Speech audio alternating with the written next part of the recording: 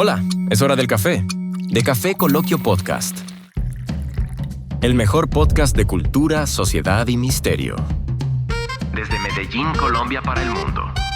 Con Raúl Cortés y Mauricio Aguirre.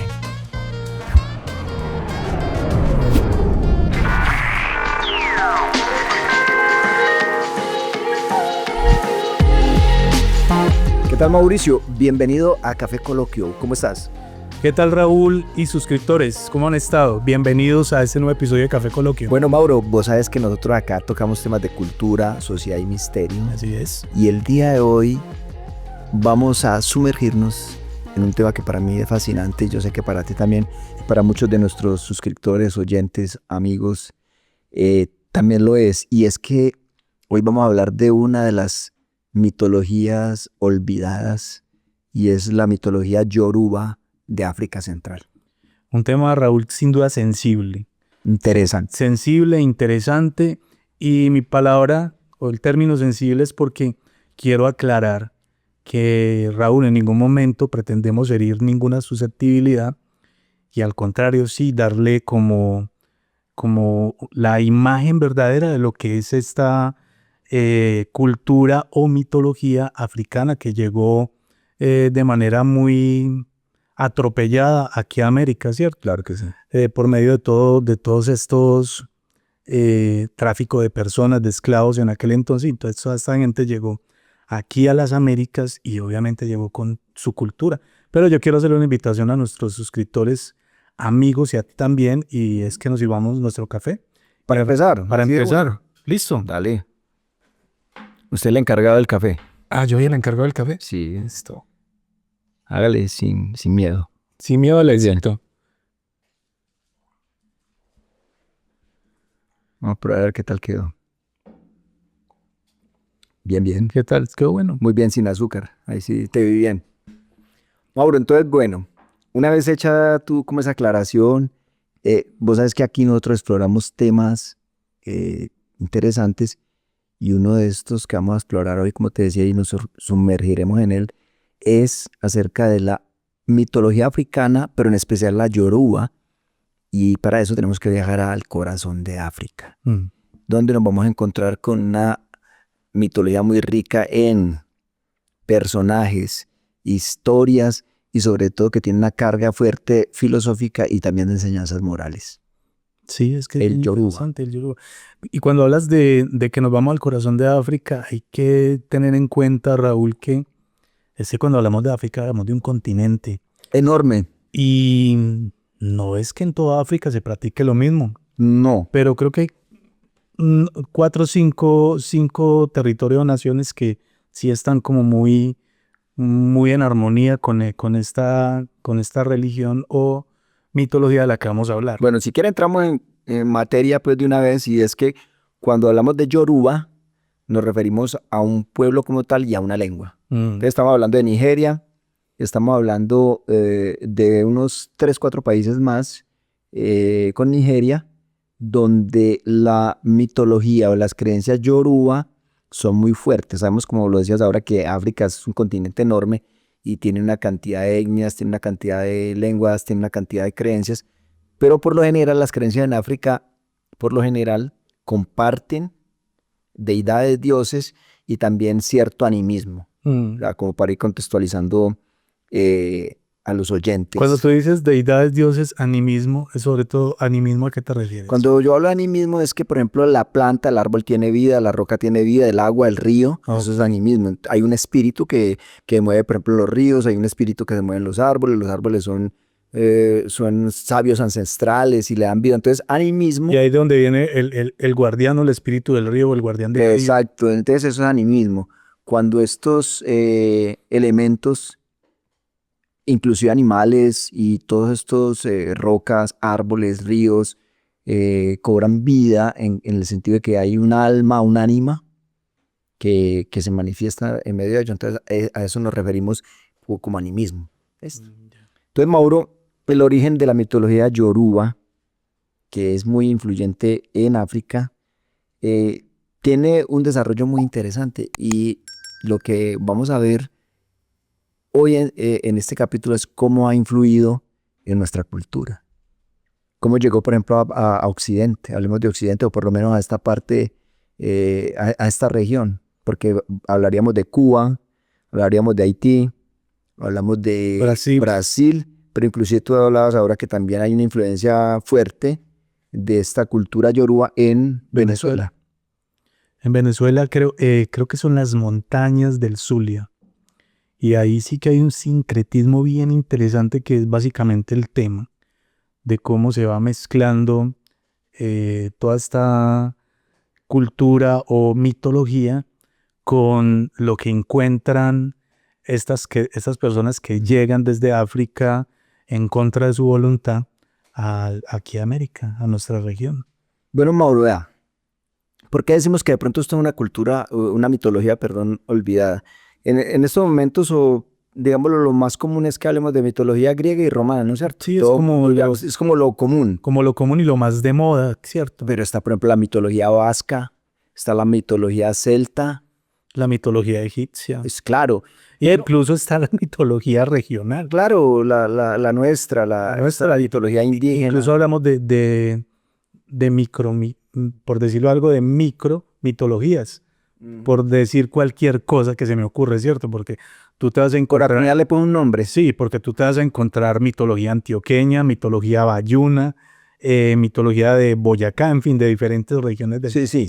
Pero en el caso que yo te decía de la mitología griega y romana, vos puedes mirar que ha influenciado o ha influido, por ejemplo, en términos que utilizamos, en figuras que utilizamos, inclusive podemos ver que tanto la mitología romana como la griega o como la egipcia ha influido, por ejemplo, en la religión cristiana o en la religión católica.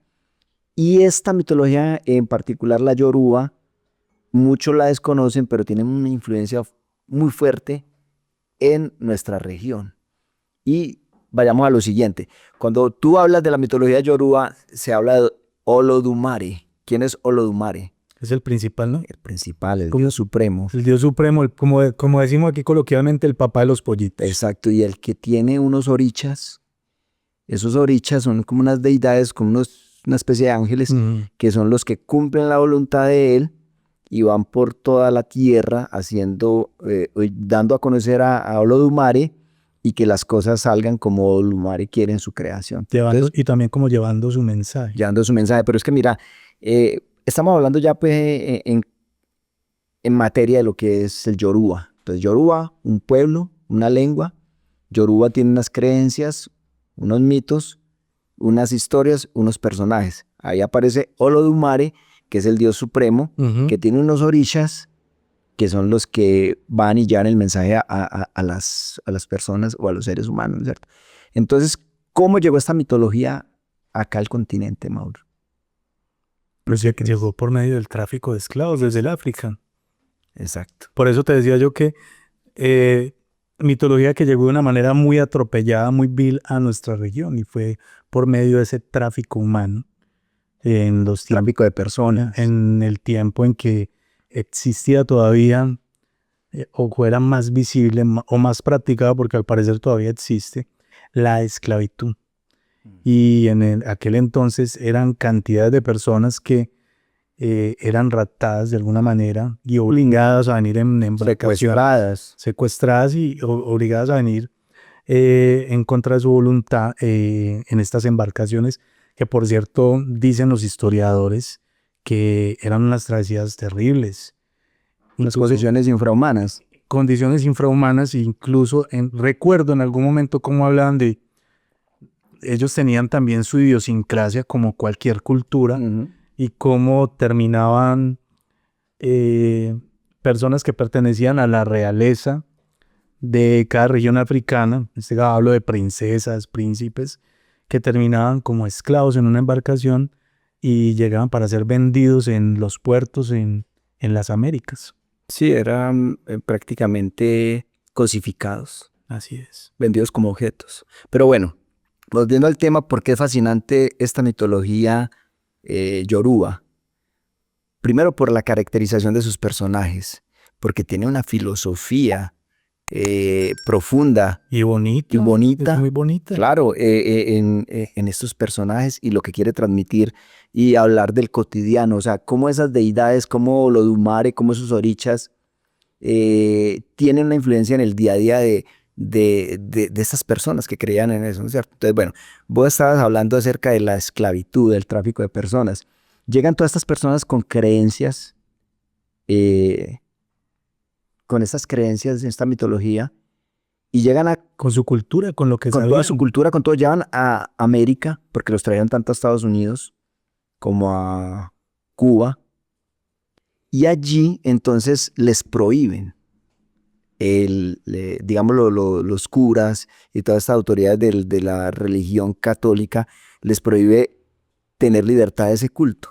Entonces, ¿qué hacen ellos? Por ejemplo, en el caso de Estados Unidos, que se creó por medio de estos esclavos, lo que es el movimiento gospel o el soul, que era canciones del alma.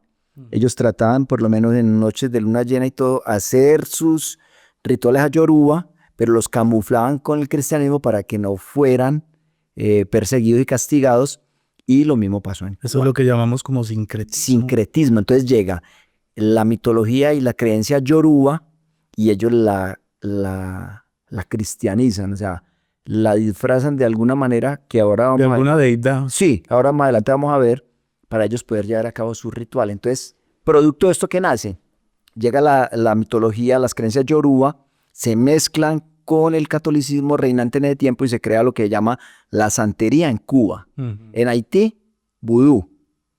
Y en Brasil, macumba, candomblé. Macumba, candomblé, sí señor, hemos olvidado el término. El palo de mayomba también tiene mucha relación. Entonces, ¿por qué es interesante, Mauro, que hablemos de esta mitología olvidada? Porque aunque mucha gente por ahí ha escuchado términos y de pronto tiene algún conocimiento, esta mitología yoruba le ha aportado mucho a la cultura de nuestra región, Mauro. En imágenes, en creencias, en la filosofía, en toda la profundidad que tienen esas mitologías, en esa conexión que tiene, como te decía yo ahora, con el día a día, con lo cotidiano. Con la naturaleza. Con la naturaleza, con las prácticas y con todo lo que hacían en el día a día estas personas. Con lo que consideran con lo moral, con lo ético. Pero por sí, Mauro, esta mitología tiene unos mensajes muy interesantes que te vas a dar cuenta ahora cuando empecemos como a compartirle a nuestros oyentes acerca de las deidades. Entonces yo quisiera retomar y bueno, mirar bien en contexto, y es en la mitología yoruba, entonces arriba está ¿quién? Olodumare. Que es el principal. Es el principal, y de Olodumare se desprenden los orishas, que son esas deidades que ayudan a que se cumpla la voluntad de Olodumare. Pues, mira que es muy parecido a lo que pasa en diferentes regiones del mundo.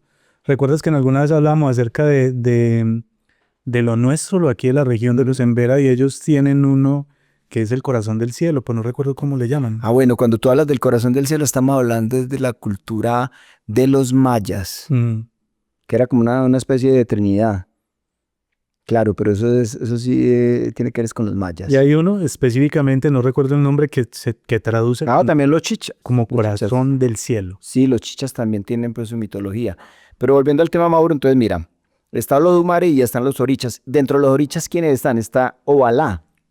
Obalá es muy interesante porque es el creador de la humanidad. O sea, Obalá es el oricha también conocido como el oricha de la pureza, la sabiduría y la paz. Eso es bien interesante. Sí, el creador de la humanidad. Bueno, aquí hay algo interesante. Este oricha le entregó el poder Olodumare de que creara al hombre, y supuestamente lo hace el barro, que es muy parecido como a lo que pasa con la arcilla. Sí, pero mire lo que pasa con este oricha. Este oricha tenía esa tarea, pero un día por arrogancia o por lo que sea, por descuido, se emborrachó. Y hizo mal al hombre, y ahí es donde nacen las personas con discapacidad. Todo borracho empezó ahí a hacer Y mira que dicen que producto de eso nacen las personas con discapacidad física. Interesante. O con el Dios. Entonces todo fue por medio de una borrachera. Sí. Bueno, está otro oricha que es Yemayá. ¿Has oído hablar, Mauro? Ahorita me hablas de Yemayá. Bueno, Yemayá es la madre de todos los orichas. Imagínate pues, la importancia que tiene dentro de la configuración de esta mitología y de esta creencia, porque yo digo que más que mitología es una religión. Diosa del mar, ¿no? La diosa del mar, la diosa de la sabiduría, de la pureza, De la fertilidad. de la fertilidad, y a esa diosa es la que le oran, le imploran las mujeres que quieren quedar en embarazo Ujú. o que quieren pues tener un hijo, ¿no es cierto? También que quieren tener como éxito en el amor y todo. Sí. Hay otro oricha que es muy conocido y ahora nos vamos a dar cuenta porque lo hemos escuchado en canciones. Changó. Chango, en muchas canciones. Imagínate que Changó es la oricha del fuego, de la danza, del poder. Dicen que cuando danzaba caían, se veían relámpagos, truenos, ¿no es cierto? También muy identificado como guerrero, ¿no? Como Sí, sí. guerrero. Pero también, aunque tiene, digámoslo, ese hálito de guerrero, de fuerza, apasionado, también tiene un lado impulsivo. Ujú. Es este oricha y se representa con una hacha doble y se dice que su baile provoca tormentas. Ese es bien poderoso. Sí, Changó. La pintura es bien poderosa. Ochun es otro oricha. Acuérdate que estamos hablando de los orichas. Ochun es la diosa del amor, la belleza y lo que hablamos ahora de los ríos. Esta diosa, Ochun, Una Afrodita, pues. sí, es coqueta, pero ya te adelantaste, es coqueta esta oricha y pues tiene un gran poder, inclusive tiene un lado como protector y sanador. Entonces ellos también imploran, hoy en día todavía los cubanos y algunos dominicanos y haitianos pues que creen esto, todavía le piden como para que los sane, para que cure sus dolencias. Esta es entonces Ochun. El Eguá es también pues, otro oricha, pero es como una especie de guardián de los caminos. Es el oricha que te protege de las encrucijadas o de las trampas o las cosas que te quieran poner en tu camino. Hablando en términos también figurados, o sea, camino físico, pero tu camino, tu andar, tus cosas. Entonces es como una especie de protector. Qué interesante. Vos me hablabas ahora de Venezuela, porque yo digo que ya te doy la palabra, esta mitología, esta creencia, esta religión, este sincretismo y esta unión del Yoruba con el catolicismo que crea la santería en Cuba, vuelvo y repito, el vudú en Haití y la macumba o candomblé En Brasil. en Brasil, en Venezuela tiene una influencia. Vos que viviste allá, vos conoces como de primera mano algunas cosas de cuál es la influencia de Yoruba en Venezuela, Mauro. Pero es que mira, es que precisamente ahorita que socializamos, yo te decía que hablamos de 3 países en específico, pero es que aquí llegaron también muchos a los puertos tanto de Venezuela como de Colombia. Y yo te decía, no se ve tanto en Colombia o no se nombra tanto. De pronto en los lados del Pacífico. Tú me decías, sí, en el Pacífico sí. No se ve tanto como hablar de Cuba, Brasil o Haití. Pero mira que Venezuela sí tiene una fuerte influencia, sobre todo de la santería. Y ahí, pues no podría decir yo que en primera mano, porque pues yo viví allí, pero nunca estuve en un sitio de estos, ¿cierto? Pero escuchaba. Pero lo que escuché y lo que vi en la región en la que viví, yo viví más precisamente Llanos. viví en los llanos de Venezuela, en una ciudad que se llama Barinas.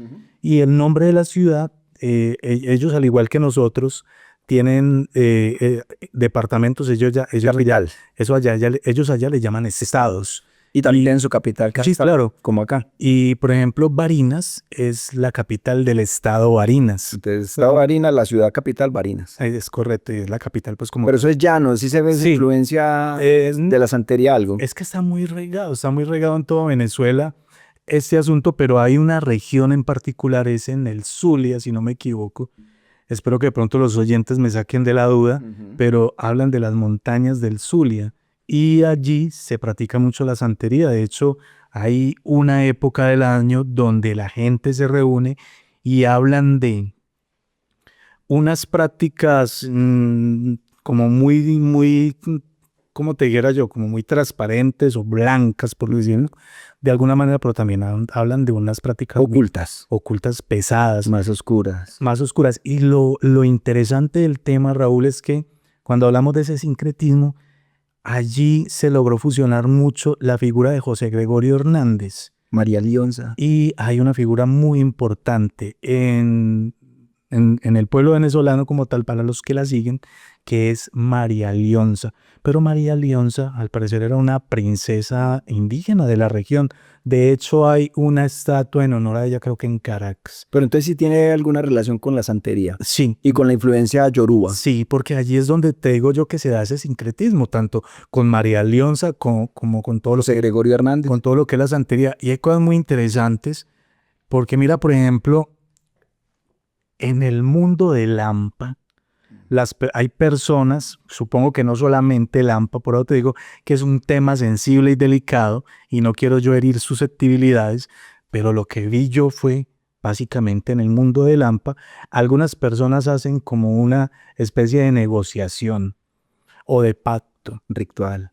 Y ese ritual alcancé a ver yo, desde mi ignorancia te lo digo, alcancé a ver que uno de los rituales que se debe llevar a cabo es que ellos deben andar vestidos de blanco como por un año.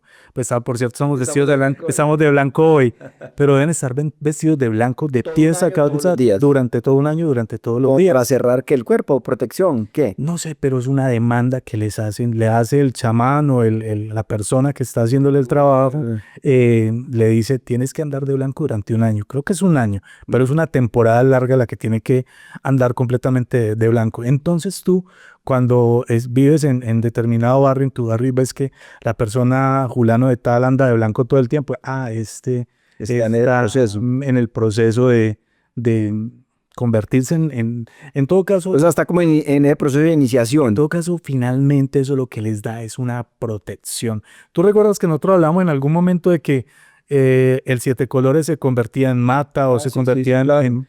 Y que no lo veían sus enemigos? Algo parecido pasa. No, y aquí hablamos de cerrar el cuerpo, de tener ciertos pactos con las deidades. Que no le entran las balas, una cantidad de cosas así. Bueno, es como algo similar. Y una de las cosas, esto sí lo escuché yo de alguien que me comentó, porque esta persona practicaba la santería, me decía que tenía que visitar a una persona que al parecer era... y tenía pues como cierto poder o peso en este asunto de la santería, que estaba en una prisión en Colombia. Y tenían que ir a visitar a esa persona, no sé, a llevarle. Bueno, Mauro, pero es que vos tocas un tema muy sensible, disculpa que te interrumpa, pero te diste cuenta, por ejemplo, lo del narcotráfico acá en Colombia, Medellín, y lo de algunos, no sé, yo creo que para muchos jóvenes no les suena este nombre, la monita retrechera, resulta que era una narco colombiana, no sé si fue en Bogotá o acá, y consultaban era santeros.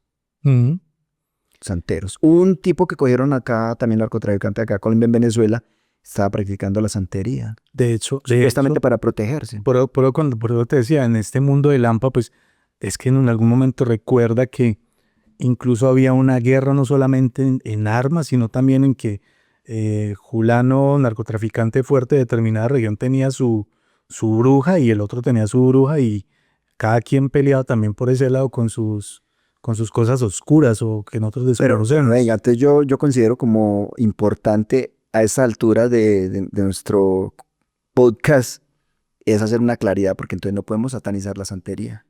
Ahí, venga, tenemos que llegar a algo, y es decir, el yoruba, la mitología yoruba, la religión yoruba y la influencia en la santería, en el candomblé y en el vudú, pero desde una práctica religiosa de creencias que no buscan hacer daño a nadie, sino que desde la parte como de la riqueza cultural que ha aportado. Y otra está esa brujería, esa santería que buscaban muchos delincuentes, narcotraficantes, inclusive creo que paramilitares, guerrilla, de todos estos grupos al margen de la ley, tenían también como su santería. Es que por eso te digo yo que es un tema sensible y delicado, porque es que mira, cuando tú hablas de Changó, tú hablas de una deidad africana muy importante para la mitología y la cultura de estas naciones que hablamos de Asia, que no debemos satanizar en ningún momento. No, y tienen su valor cultural, tienen su valor religioso, tienen su valor histórico. Hacen parte de su idiosincrasia y son venerados. Pero entonces ahí es donde porque es lo propio de ellos. Pero entonces ahí es donde tenemos que diferenciar este tipo de prácticas que las han llamado también santería, donde buscan favorecer sus empresas criminales, protegerse, y lo llaman santería porque tiene algunas prácticas, me imagino, de la santería, y me imagino que hablarán también de Olodumare, de Changó, de Yemayá, de Babaluayé. Entonces, por eso, cuando nosotros hablamos cuando tocamos este tema tan interesante del sincretismo, que ocurre con la llegada de estas personas aquí a América, y cómo, porque es que básicamente, como lo decíamos ahorita, sé que nos escucha gente muy, muy inteligente, muy preparada, y también nos escucha gente que no tiene ni idea de qué puede ser sincretismo. Sincretismo, ¿cierto? Y básicamente es una mezcla. Es una mezcla, y por medio de esa mezcla, creencias. Básicamente el sincretismo es que tú agarras ese ser de devoción al que le rindes culto, y estás en un lugar donde no te lo permite, entonces lo disfrazas. Entonces, básicamente, eso sucedió con Yoruba. Y eso fue lo que sucedió, y por eso encontramos que cuando están venerando a determinada deidad del catolicismo, la gente que practica el Yoruba en realidad están venerando a Changó. Bueno, pero entonces con lo que dices... Eso lo decimos ahorita para no adelantarme de quién se trata, ¿cierto? Pero con lo que dices me das pie para que... me das como el conector para que pasemos a mirar cómo estos africanos practicantes del Yoruba, pueblo Yoruba, y perseguidos por, digamos, el catolicismo acérrimo y muy ortodoxo, que no permitía que oraran a otros dioses o veneraran a otros dioses, ¿qué hicieron ellos? Y esto, disculpa, Raúl, téngala ahí pendiente. Esto no solamente pasó en las Américas, recuerda cuando hablamos en algún momento de las palabras que vamos diciendo y no tenemos ni idea de por qué las decimos. Y a mí, por ejemplo, se me viene siempre a la mente el cuento del villano. Como el villano, ¿y quién es el villano? Y entonces resulta que el villano es el malo de la película, pero en realidad el villano era el que vivía en la villa. Claro. ¿Cierto? Y que practicaba sus creencias ancestrales, que no católicas, no cristianas. No católicas, entonces empiezan a decirle el villano, ese villano. No, y el pagano también. O el pagano, pero ahorita que era porque practicaba algo que fue lo que le enseñaron desde niño. Pero entonces, bueno, ¿qué hicieron estos africanos cuando llegaron acá a las Américas? Y cómo, voy a utilizar el término que de pronto no sea el más adecuado, pero cómo camuflaron la veneración a sus deidades con las que les imponían a ellos que eran del catolicismo. Entonces vos puedes ver, por ejemplo, Olodumare pasó a ser el gran poder de Dios. Entonces ahí está como camuflado. Olodín, que es otro oricha, que no hablamos de él en los 5 que mencionamos, pero Olodín pasó a ser ¿quién? Jesucristo. Tremendo. Orula pasó a ser San Francisco de Asís. Olorún, el Espíritu Santo. Changó. Ese es bien interesante. Santa Bárbara bendita. O sea, porque cómo lo camuflan con una... Ahora mira. Porque es que la deidad de Changó como tal, según yo la interpreto, es masculino, suena masculino, sí, suena masculino. Pero es una imagen de mucho poder como veíamos ahora. Pero cuando tú de pronto, si tienes la oportunidad, y eso lo digo también a nuestros suscriptores, oyentes, lo pueden investigar, Changó es representado como hombre y como guerrero. Pero mira, incluso son 2 hermanos que andan por ahí como en guerra. Sí. Y muéstrame a un hombre, a un man. Un guerrero. Y mira cómo termina siendo disfrazado con... la Virgen Santa Bárbara. La Virgen Santa Bárbara. No es Virgen, es Santa Bárbara. Es Santa Bárbara. Sí. Entonces Changó pasó a ser Santa Bárbara. Ah, ok.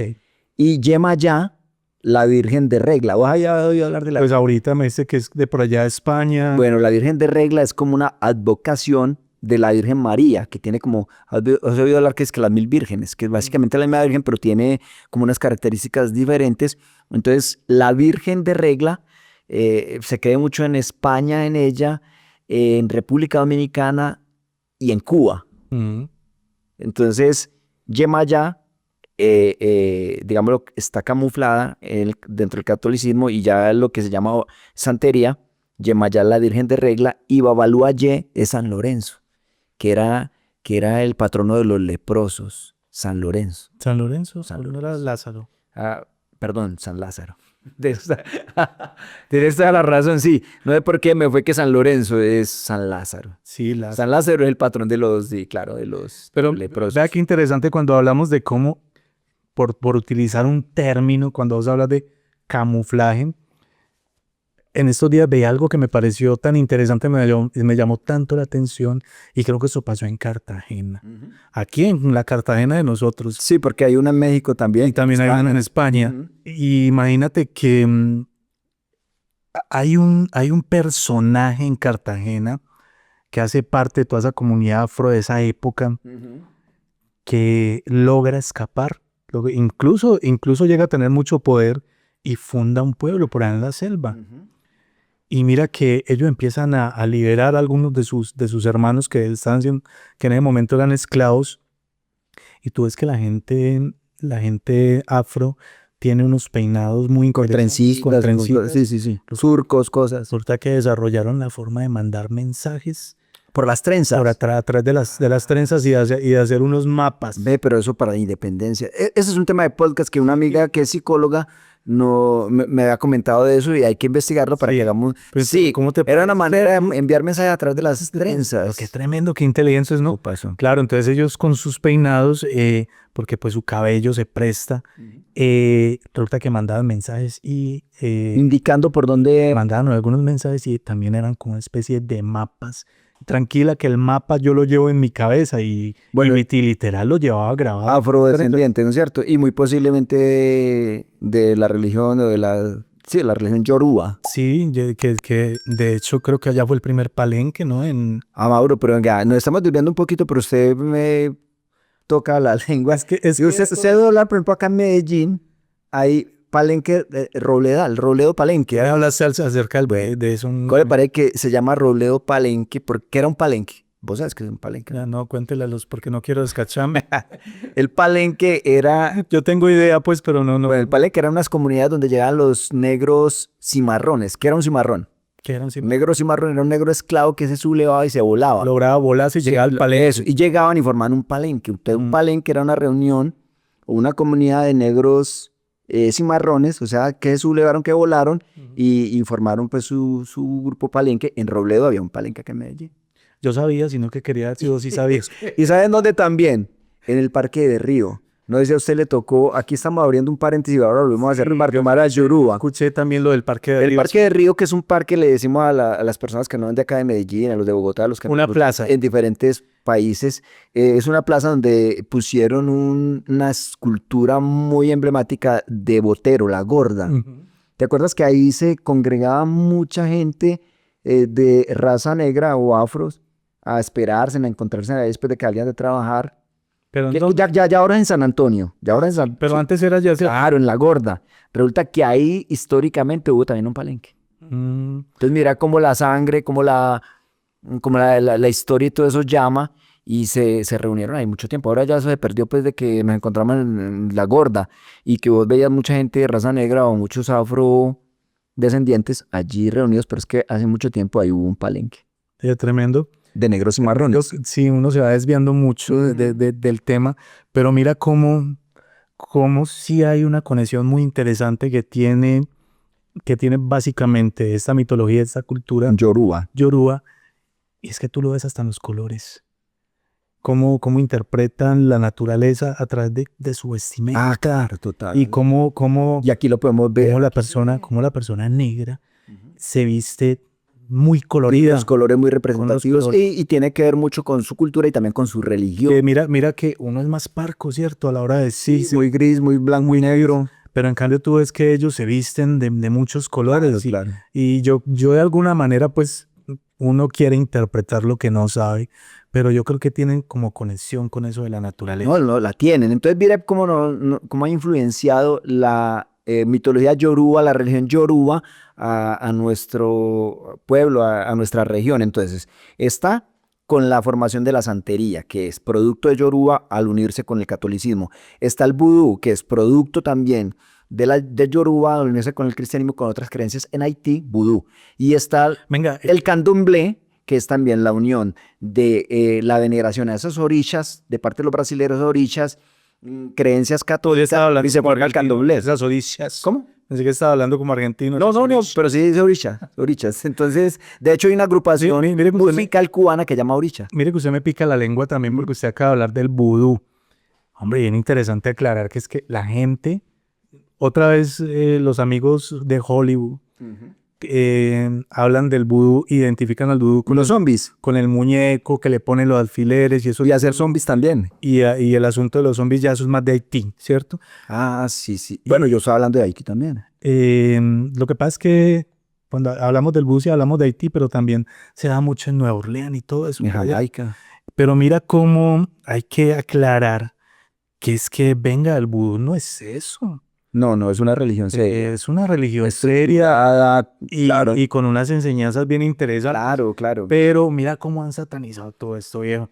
Y lo mismo la santería. Yo no me voy a poner a favor o en contra. Y ahora es bien interesante tener en cuenta este punto de vista y es que cuando vos ves, por ejemplo, cosas que pasan en Haití, viejo, allá pasan cosas muy pesadas. Muy heavy. Cosas muy pesadas, muy tremendas que las relacionan con todo esto.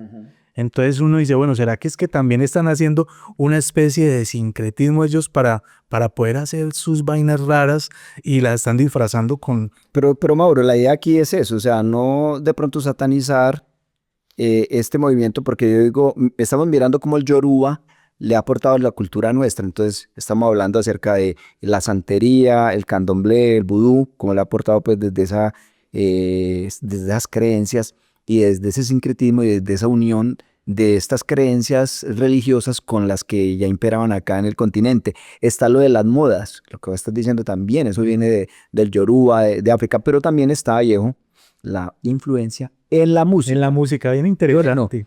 Ponle cuidado, Celina y Reutilio, Santa Bárbara Bendita.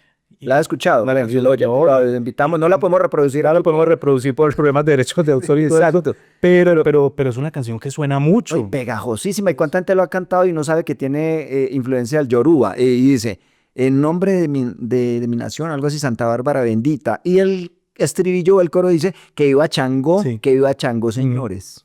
Pero directamente. También no estamos diciendo que sea mal, pero mira la influencia que ha tenido la música. Y música muy elaborada, muy bonita. No, con lo que acabas de decir, muy elaborada. Música que también hecha, que a esta altura del partido eso suena, eso sigue sonando y suena bueno todavía. Entonces, pues, cuidado la influencia del Yoruba. Celina Reutilio, que vive a Changó. Richie Ray y Bobby Cruz. ¿Quién no ha escuchado? Pues hasta los jóvenes lo escuchan ahora. Tiene una canción que se llama Yo Soy Babalú. Es que como... O sea, haciéndole honor a Babalú Aye, que es también una figura protectora. Y de hecho la letra dice que Babalú Aye lo protege en su salida, en su entrada. Yo soy Babalú. Es que como dicen en Argentina, Raúl, es que la salsa es la leche, hermano. Eso le gusta a todo el mundo. Pues yo creo que el ritmo, que es muy música, poco... La influencia africana. Es muy poca la persona que diga que no le gusta una buena salsa. Ah, pues quiere conocer otra canción. Vea, Celia Cruz. Celia Cruz nombra mucho a Chango en una. Sí, y tiene una canción que se llama Babalú Aye. Hay una colaboración entre Celia Cruz y Johnny Pacheco y se llama Las Siete Potencias. Las Siete Potencias de referencia. Y hablamos ahorita hablamos del principal y de estos que vienen siendo como los... O sea, ¿no? De Olodumare y de los Orishas. Bueno, se está hablando de esas 7 potencias. Y es una canción que la pueden encontrar también en YouTube de Celia Cruz y las 7 potencias y Johnny Pacheco. O sea, porque el número es bien interesante, incluso hasta en textos bíblicos. La Biblia, el 7 tiene su simbología. Y hay otra también de Torlaó, que habla de Yemayá, creo que habla de estas deidades del Yoruba. ¿Y qué me decís si vamos a Brasil? Hay un movimiento de música que se llama el H. Y pues ese movimiento musical es muy popular. A partir de la década de los 80 se volvió muy popular y hasta ahora se escucha y es precisamente influido por la cultura yoruba. Y es una música que se escucha mucho, que es también muy bonita, pero con unas raíces africanas y sobre todo con una influencia yoruba en sus cantos, en la adoración a los orishas. Mira que me llama mucho la atención algo y siendo Colombia un país con libertad de culto, tú ves cómo... cada quien quiere sacar a la luz su creencia y encuentras pequeñas iglesias que arrancan en un espacio pequeño, Yo sé que estás utilizando eufemismos para no decir Sí, términos que suenan... para no decir el término. Sí, que suena una especie... Que suena muy despectivo, sí. Pero no vemos lo mismo en este tipo de cultura, en este tipo de religiones. Viejo, porque es que... No vemos tampoco pues como una denominación que se reúna en un pequeño espacio para después crecer en el cuento de, por ejemplo, en el cuento no, en este asunto. En el tema de la religión yoruba, no vemos como que prolifere mucho esto. No, pero volviendo ya y yo pues sacando mis conclusiones del tema porque el tiempo está avanzando. El tiempo transcurre. Sí, la mitología yoruba, hombre, es para mí, pues le digo con respeto, es un tesoro lleno de sabiduría, de creencias, de imágenes, de figuras, de enseñanzas, muy valiosa. O sea, hay que darle el lugar que debe tener a nivel cultural, inclusive a nivel de enseñanzas espirituales. La mezcla que tiene acá con las religiones de nuestra región también es rica. Tiene mucho valor, como te digo, desde inclusive las enseñanzas filosóficas, pero el asunto ya ahí es cuando se sataniza y empiezan a hablar de lo que decíamos ahora, ciertos capos del narcotráfico, de ciertos grupos al margen de la ley, practican supuestamente la santería, pero que yo creo que dista mucho de estas prácticas ancestrales que tienen un valor cultural, religioso, filosófico, a esas prácticas de santería que buscan una protección, que los negocios mal habidos les salga bien a esta gente. Entonces yo creo que hay que hacer esa diferencia para no satanizar una mitología tan rica como la yoruba que nos ha aportado mucho. Mira, Raúl, que ya para concluir, esta sería mi conclusión. Sí. Yo quiero retomar lo que vos decías hace un momento y estamos muy acorde con el sentir. También desde mi punto de vista es un tesoro que llegó aquí de una manera muy atropellada. Ya al inicio del podcast contábamos la historia. Sí. Pero que ni ustedes, ni yo, ni Raúl tenemos la culpa de lo que pasó.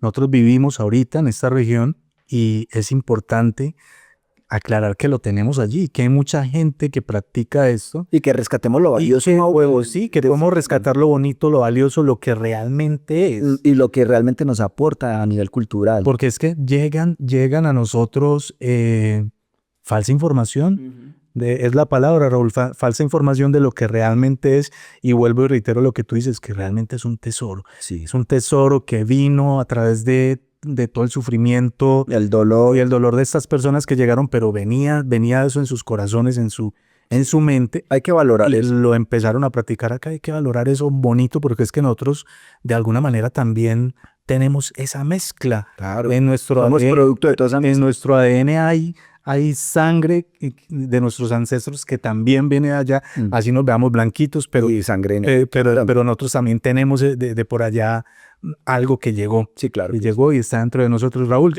mi conclusión sería esta. Yo sé que queda mucha tela por contar. Esto es demasiado rico y con muchas cosas por hablar, pero pues no somos expertos en el tema. Pero ahí queda pues como la inquietud. Quiero invitar a los oyentes a que se suscriban, que eso nos ayuda mucho, que mira, algo que nos ayuda mucho, el dedito arriba, eso nos ayuda demasiado, que le den me gusta, y los comentarios sin duda nos ayudan mucho, que nos comenten, así sea para que nos digan, mire, lo que dijeron no es así, porque estamos abiertos a que nos enseñen también. Claro. Es que no somos los conocedores de la verdad absoluta, ¿cierto? Les quiero recordar que nuestro correo electrónico es kfecoloquio@gmail.com. No sé si lo logran ver acá, kfecoloquio. De esa manera nos encuentran. ¿Y en qué redes estamos? Estamos en Spotify, sí. Estamos en YouTube, Instagram. En Instagram también nos encuentran también en Facebook nos encuentran igual, Café Coloquio.